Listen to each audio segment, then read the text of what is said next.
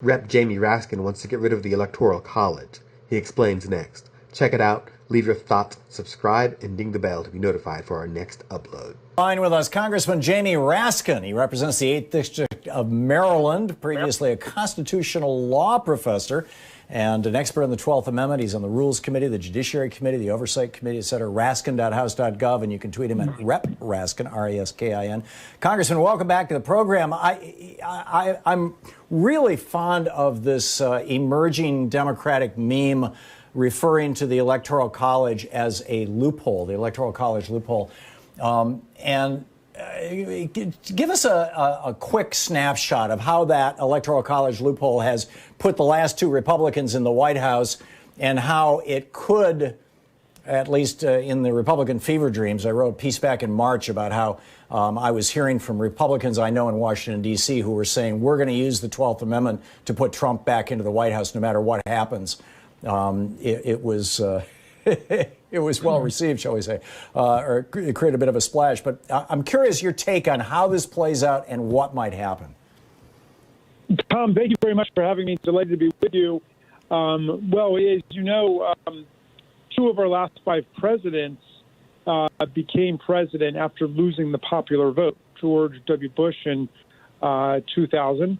After the sequence of events culminating in the Supreme Court's 5-4 decision in Bush v. Gore, and then Donald Trump again in 2016, where he lost by more than 3 million votes to Hillary Clinton, and yet was able to eke out an Electoral College victory. So there are the basic structural problems with the Electoral College. The winner in the popular vote can lose in the Electoral College vote. The loser in the popular vote can win in the Electoral College vote. It reduces the whole playing field to about 6 or 7 states in the general election, which means the vast majority of Americans who live in safe red states or safe blue states are essentially marginalized and sidelined during the election. So those are the structural problems that just go along with the Electoral College. But the other one is the strategic mischief that is invited by a very creaky, antiquated, decentralized, and murky system. And that's really what people are talking about now, that Trump is looking at a Democratic landslide, perhaps of historic proportions, in this election. And that would mean an Electoral College majority if you just translated the popular vote in all of the states directly into the Electoral College vote, which is the way it should be done. But what they're talking about doing is getting state legislatures to essentially disregard and nullify a popular vote for Biden in swing states like Pennsylvania, Wisconsin, North Carolina, Florida, Arizona, where they've got Republican control over both the state House and the state Senate. And there they would claim that they've got the exclusive Article 2 plenary power or absolute power over the Electoral College, and they're just going to disregard the popular votes, say there's too much chaos or fraud or whatever nonsense Donald Trump is talking about, and then install a slate of Trump electors or install a slate of electors, devoted to a Republican, some other Republican, all of which would be geared to denying Joe Biden a majority in the Electoral College. And if he doesn't get to 270 and all of the electors are turned in, at that point, it would be kicked into the House of Representatives for a so-called contingent election. Now, you say, why do the Republicans want to get it into the House? Well, under the 12th Amendment, we are voting not one member, one vote, but one state, one vote. So California gets a vote, and Idaho gets a vote, New York gets a vote, Montana gets a vote, and so on.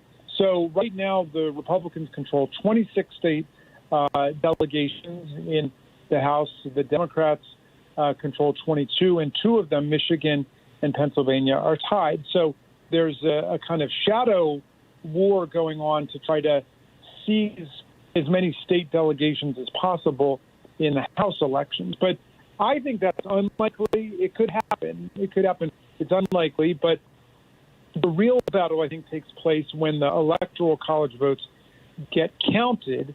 And if any of the Republican legislatures try to do this, at that point, the procedures of the 12th Amendment and the Electoral Count Act of 1887 kick in, and the House and the Senate together, the Congress would essentially decide which electors count and which don't.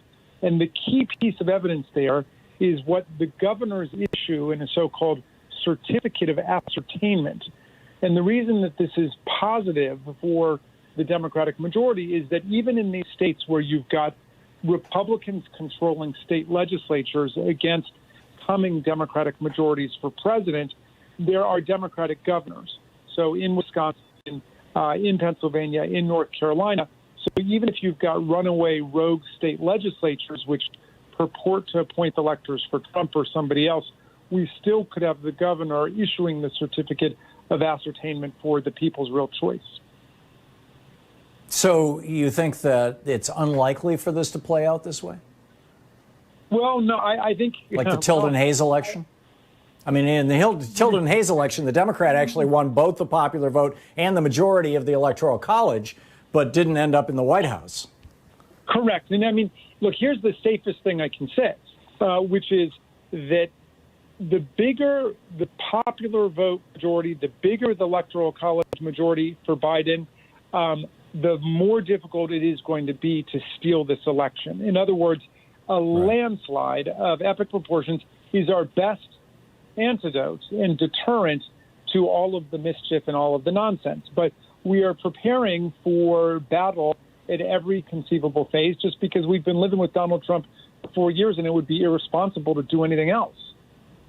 Yeah, I had a Republican that I regularly debate on this program say to me, this was back in the spring, say to me, Mitch McConnell taught us with the Merrick Garland nomination that tradition doesn't mean a damn thing. What matters is the black letter of the law. And the law says that if we can get enough states to offer competing electoral slates so that the winner is ambiguous, we can throw this into the House and thus to the states, and we can win this thing. And that's what I was reporting on. I know that you're a big fan of the nationalpopularvote.com compact as a way of blowing up what I refer to as the Electoral College loophole. I think calling it a loophole is a great framing device to help people realize that we need to do something about this. Where are we at with that? We've got about a minute and a half before we hit a hard break here. Or do you have another solution for dealing with the Electoral College?